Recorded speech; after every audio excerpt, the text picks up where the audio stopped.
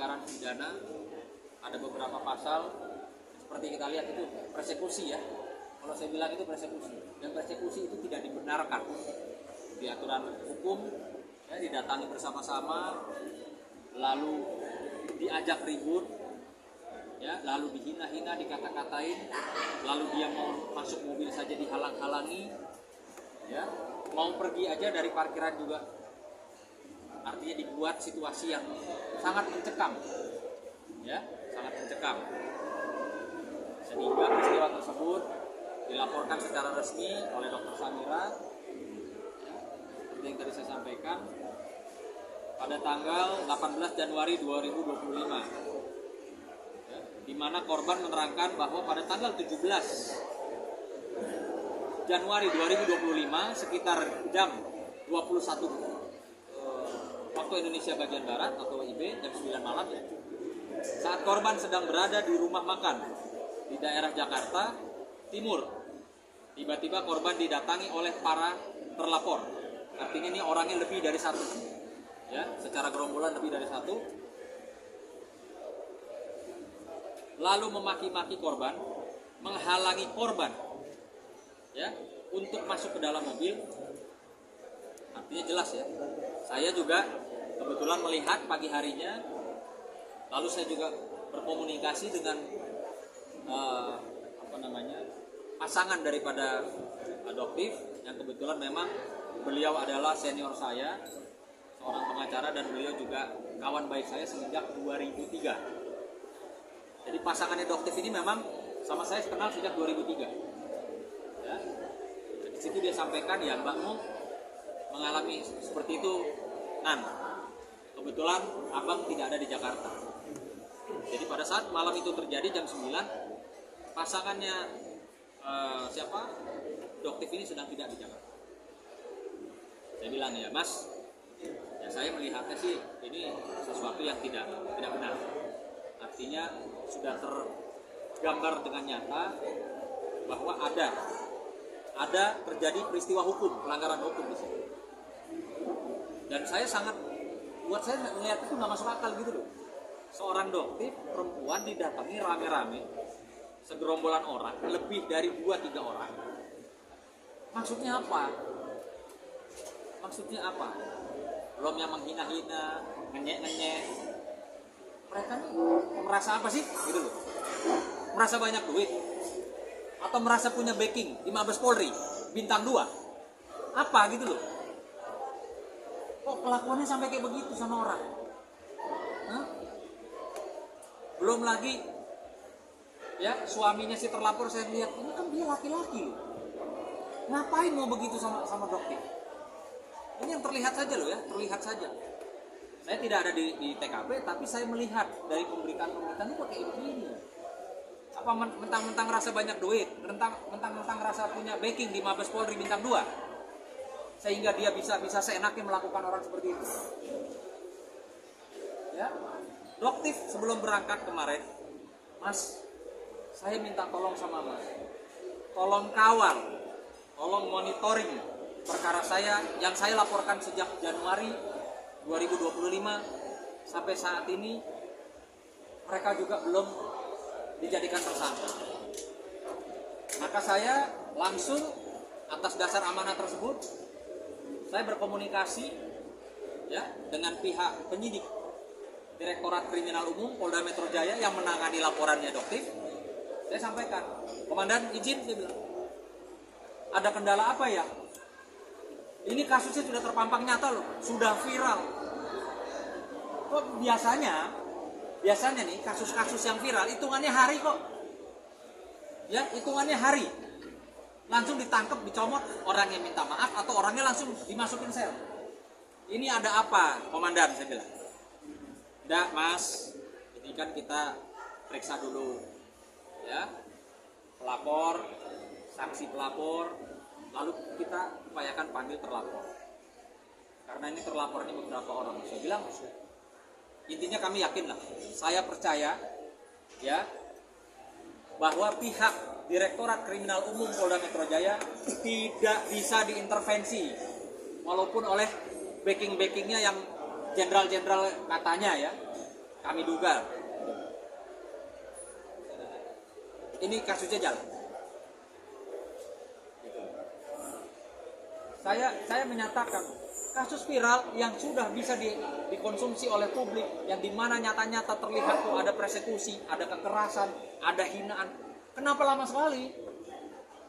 Biasanya kasus yang viral itu hitungan hari langsung ditangkap, minta maaf atau masuk. Tapi mendengar penjelasan dari pihak penyidik Direktorat Kriminal Umum Polda Metro Jaya, maka saya selaku orang hukum dapat memahami. Kemarin juga ada waktu libur, ada waktu puasa. Nah, oke sih. Tapi saya minta komandan dengan sangat kasus ini tolong diperlakukan sebagaimana mestinya sih. Komandan nggak usah takut. Mau dia orang si terlapor banyak duit kek, si terlapor ada backing kek di jenderal. Saya bilang tegak lurus.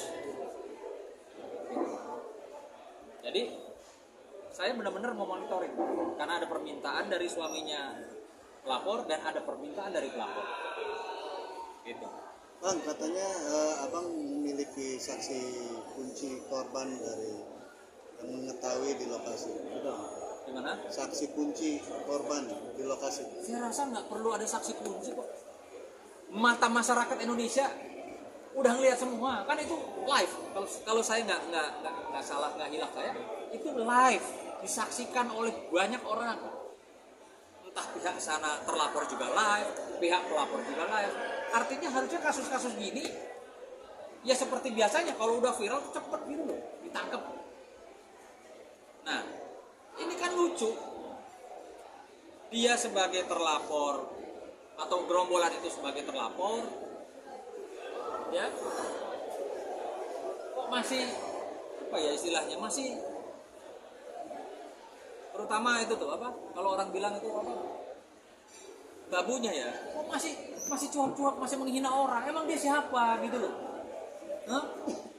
Emang dia merasa kebal hukum?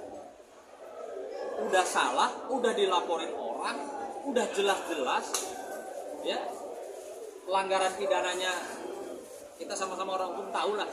Kok masih bisa cuap-cuap di sosial media, menghina orang, nyindir orang, ngatain orang, emang dia siapa? Gitu loh. Saya pastikan, saya akan kawal kasus ini, ya, sampai dimanapun kita monitoring, karena mereka sudah tidak bisa menolak. Oh itu bukan saya, oh saya nggak gini nggak gitu, nggak bisa. Orang sudah terekam jelas, sudah terpublikasi, sudah menjadi konsumsi publik, gitu loh. Udah nggak bisa, mau pakai siapa lo? Ya, jenderal-jenderal yang kalian minta tolong juga lihat itu begini kok. Gimana? Gitu loh. Jadi saya mengapresiasi dan kami percaya ya kepada pihak penyidik Direktorat Kriminal Umum Polda Metro Jaya itu profesional. Saya pastikan para penyidik profesional karena saya sudah berkomunikasi dan ya tidak ada kendala. Bang, tapi terlapor sendiri udah pada diperiksa semua. Terlapor sudah diperiksa semua.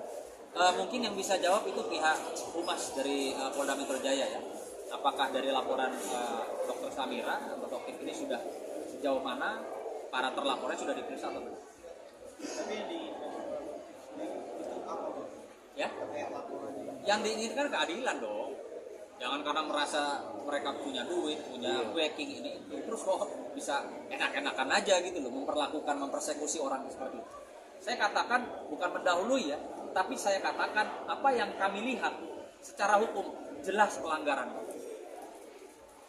Itu. Bang, tapi nanti ada tambahan saksi korban nggak sih bang dari pihak dokter? Ya tidak menutup kemungkinan karena kan memang itu tadi saya bilang saksi juga ada. Kan di sana ada security, ya, ada mungkin supir. Gitu. Ya supir drivernya dokter sendiri. Ya sudah pasti. Lalu kan mungkin ada orang-orang lain, ada pelayan restoran, apa segala. Bang, tadi kemarin pihak MI juga bilang siap untuk jalur damai juga jika memang Bayun. ada upaya-upaya perdamaian gitu. Mungkin ada kalau dari pihak MI sendiri upaya pencegahan. Jadi gini Mas, saya bicara dulu dari sisi hukum ya. Ini bicara dari praktisi hukum. Kalau secara kasat mata kita melihat bahwa memang ada dugaan tindak pidana persekusi yang terjadi. Dan yang kedua, sudah ada laporan polisi. Kalau bicara tentang pidana, yang pertama harus memenuhi unsur dulu. Alat bukti harus 5 alat bukti itu harus minimal 2 alat bukti sudah memenuhi unsur. Contoh, ya keterangan saksi, ya kan? Lalu ada petunjuk, ada juga dokumen atau surat. Lalu ada keterangan ahli, baru yang namanya keterangan terlapor. Intinya kalau polisi sudah memiliki 2 alat bukti yang cukup, pasti dalam waktu dekat sudah adanya tersangka. Karena masyarakat umum melihat bahwa dugaan persekusi itu terjadi. Jadi Artinya unsur pidananya, kalau saya lihat dari sisi kacamata saya sebagai praktisi hukum, bahwa polisi sebenarnya sudah memiliki alat bukti yang cukup kuat untuk menetapkan tersangka. Ya, tapi kapan itu kewenangan polisi? Kami tidak mendahului itu. Tapi sebagai praktisi hukum, kalau saya melihat bahwa kalau secara kasat mata persekusi itu sudah terpenuhi dan seharusnya dalam waktu dekat sudah ada tersangka-tersangka yang karena tidak satu orang tapi lebih daripada 1 orang. Kalau alat buktinya sudah terpenuhi dan polisi merasa sudah cukup kuat alat buktinya, sudah pasti yang bersangkutan atau rombongan itu akan ditetapkan sebagai tersangka. Tapi tersangka dalam kapasitas apa? Siapa otaknya, siapa yang menyuruh, siapa yang melakukan, atau siapa yang ikut serta. Jadi itu semua itu nanti akan dibuktikan di dalam proses gelar perkara nanti dari pihak kepolisian. Itu dari sisi praktisi hukum. Karena kalau saya melihat ini kasus yang viral, harusnya penanganan lebih cepat. Tapi kita percaya bahwa kemarin Bang Sunan cek itu kasusnya on, artinya kasusnya berjalan. Tinggal menunggu waktu saja. Karena kemarin liburan panjang, tapi dalam waktu dekat saya yakin bahwa sudah bisa ada tetapkan sebagai tersangka. Kenapa? Karena dari kacamata kami dilihat secara di media itu benar-benar bahwa ada dugaan persekusi itu terjadi. Dan alat bukti kalau menurut saya sudah terpenuhi untuk supaya menetapkan seseorang sebagai tersangka. Tapi kalau upaya-upaya pendamaian nggak ada sampai detik ini. Doktif tidak bicara sama saya, Mas Sunan saya siap berdamai, nggak ada. Artinya kita luruskan dulu, ya, kita buktikan dulu bahwa tidak ada yang kebal hukum. Mau dia banyak duit kayak mau ada jenderal di belakangnya, tidak ada yang kebal hukum. Ya, itu pesan dari Doktif, luruskan hukumnya seperti apa. Jadi nggak ada Doktif bicara Bang Sunan nanti kalau mereka mau minta maaf ya coba aja, nggak ada. Tidak ada pembahasan masalah damai atau tidak damai, tidak ada. Dia cuma mohon Mas Sunan bantu saya tolong dikawal. Terkait dengan laporan dia di Polres Jakarta Timur dengan pasal yang sama, tapi dengan pasal yang berbeda dengan peristiwa yang sama, itu juga dia bilang berjalan. Ya, artinya saat ini ada 2 laporan polisi yang dibikin oleh Dr. Samira atau Doktif di Polda Metro Jaya, ya, yang ditangani oleh Direktorat Kriminal Umum Polda Metro Jaya dan di Polres Metro Jakarta Timur. Pasal yang berbeda tapi dengan TKP yang sama, peristiwa yang sama.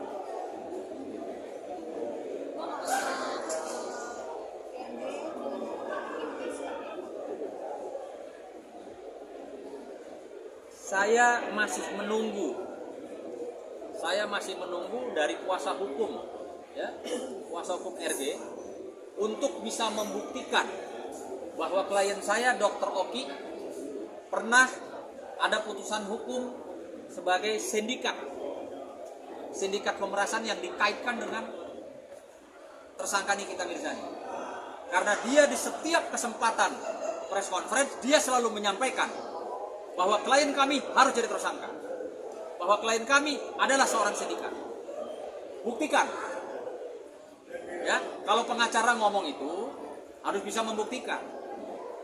Pernah nggak ada putusan hukum bahwa klien saya Dr. Oki pernah terlibat kasus pemerasan, pernah terlibat kasus sindikat terkait dengan modus-modus? Buktikan. Saya tantang, buktikan. Kalau tidak bisa membuktikan, artinya ingat, pengacara tidak kebal hukum. Kami akan melakukan upaya hukum juga, ya, gitu loh. Jadi buktikan, kami tunggu.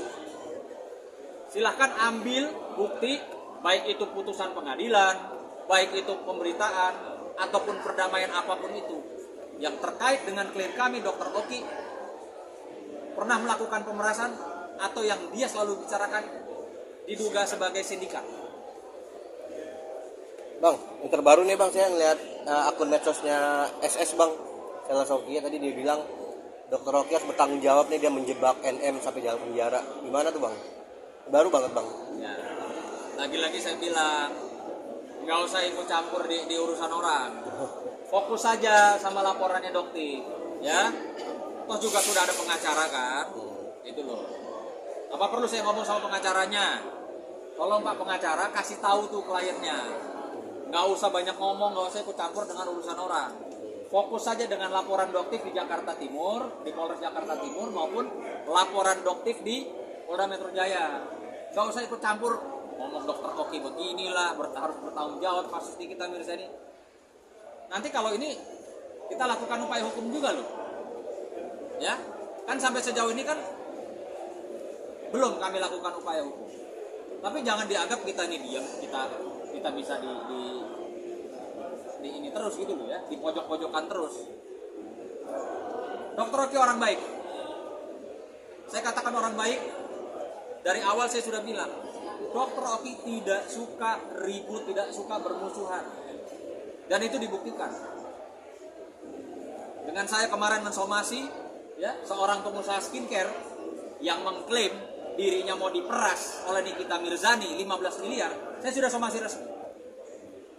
Apa kata Dokter Oki? Mas, slow down dulu mas. Artinya di situ saya melihat klien saya orang baik. Kalau enggak, apa yang disampaikan orang mengklaim dirinya mau diperas, misalnya sama Sunan Kalijaga saya mau diperas 15 miliar. Lo buktinya mana? Ada nggak transferan duit? Ada nggak penerimaan duit? Jadi sudah saya bilang, ya para bos-bos skincare ini sudah diam. Anda tidak kebal hukum, ya banyak sekali contoh di pemberitaan setiap hari orang yang banyak duitnya, yang merasa kebal hukum masuk, ya. Jadi jangan terus apa istilahnya berstatement.